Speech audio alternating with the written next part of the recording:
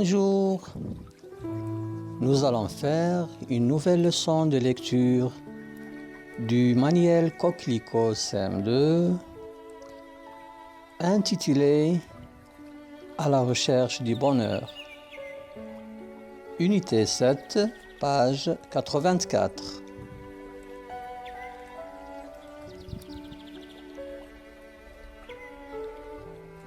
Je vais commencer par une lecture magistrale à la recherche du bonheur. J'étais en CM2, c'était la fin du premier trimestre et l'instituteur eut l'idée sournoise de nous donner un devoir de vacances, une rédaction dont le sujet était le bonheur. Cette désolante nouvelle fit soupirer la moitié de la classe et râler l'autre moitié. « Maître, maître !» a dit Fabien. « Le bonheur, c'est de ne pas avoir de devoir à faire pendant les vacances. » Ce qui fit rire toute la classe. J'ai toujours préféré me débarrasser des corvées le plus vite possible. Aussi, le premier jour des vacances de Noël, j'ai pris mon stylo 4 couleurs et j'ai écrit en rouge sur mon cahier de brouillon « Le bonheur ». J'ai un peu réfléchi tout en me tripotant l'oreille gauche, puis j'ai souligné en vert « Le bonheur ».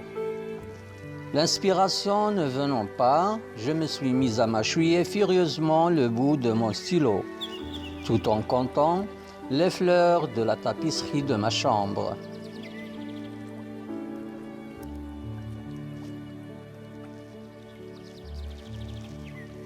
J'ai compté jusqu'à 98. Soudain, plein de bonnes intentions littéraires, j'ai barré le bonheur et à côté j'ai écrit le bonheur en lettres majuscules et en noir cette fois. Voilà, c'était mieux. Mais je n'avais pas l'ombre d'une idée. Pour lutter contre l'angoisse de la page à gros carreaux, j'ai gribouillé un cow-boy qui tirait avec son pistolet et le démon du dessin s'est emparé de mon stylo. J'ai dessiné un Indien qui renvoyait les balles du cow-boy avec une raquette de ping-pong, un monstre aux yeux carrés attaqué par des mouches géantes, un robot qui crachait des boulons enflammés. Et j'ai déchiré la page de mon cahier.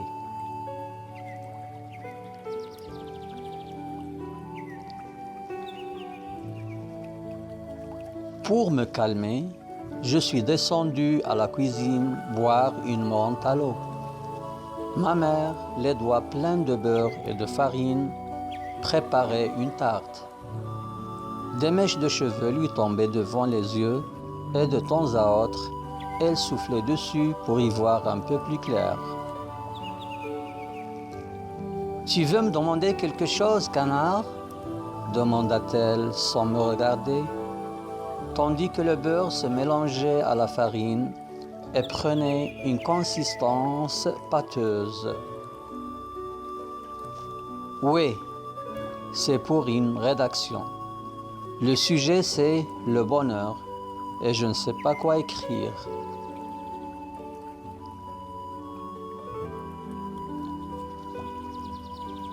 J'ai souligné ma phrase en haut sur les épaules, puis j'ai bu une gorgée de ma menthe à l'eau.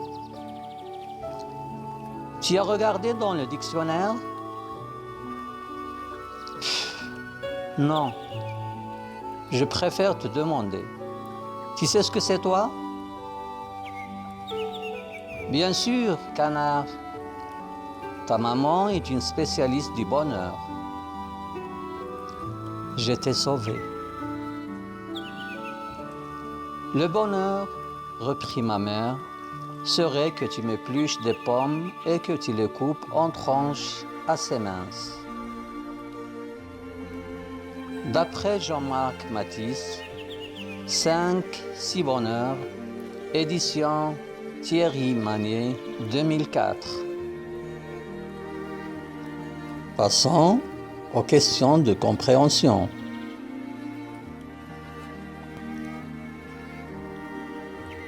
Premièrement, que doit faire le personnage principal? Réponse.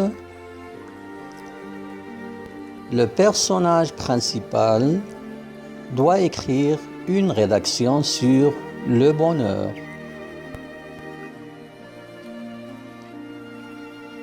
Deuxième question. Le personnage a du mal à écrire. Relève les différentes tentatives qu'il fait.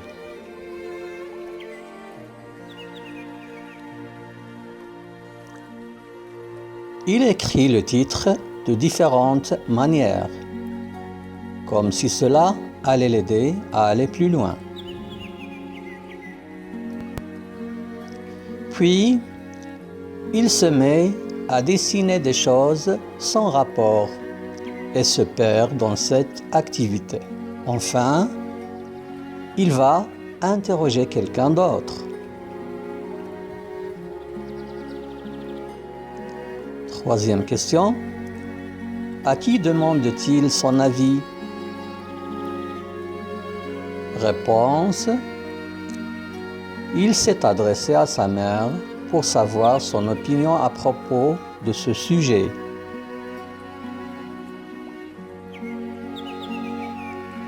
Passons à la rubrique « Je lis entre les lignes ». Première question. Que penses-tu de la réponse de la mère?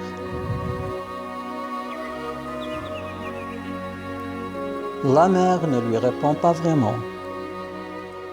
L'enfant parle du bonheur et lui répond par un service à lui rendre, qui lui ferait plaisir certes, mais qui n'est pas à la hauteur de la demande. C'est une manière humoriste de ne pas vraiment répondre. Cela veut dire que pour elle aussi, la question est difficile. Deuxièmement, prévois la suite du texte. Après avoir vu sa main, qui peut-il interroger?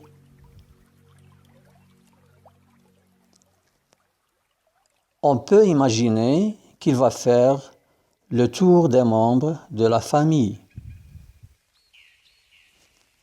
Et là, j'arrive à la fin de cette séance.